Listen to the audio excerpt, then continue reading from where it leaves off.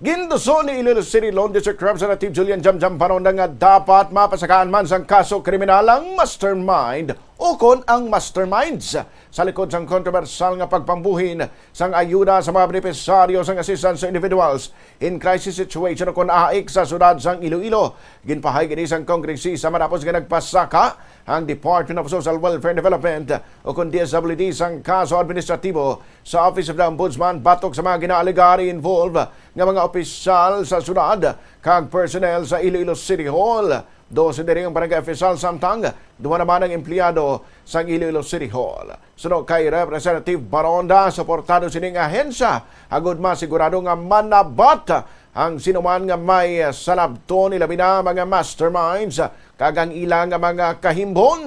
Pahayag sini mas maayo kung imbestigaran man sang DSWD ang kaangay nga mga insidente nga natabo sang nagligad nga tuig.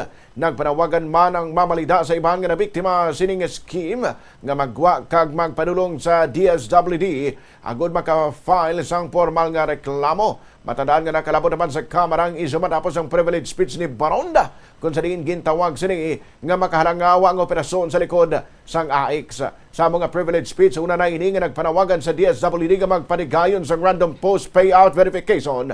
Agud masiguro ang kabugusan gid nga kantidad ang mabaton sang mga benepisaryo. The AICS was never designed to be a political tool. It was never meant to be a bargaining chip nor a carrot or a stick. AICS was created as humanitarian response, as safety net for Filipinos facing the most difficult moments of their lives. But what transpired in Iloilo City was the complete opposite of hope. What should have been aid for the needy became prey for the greedy.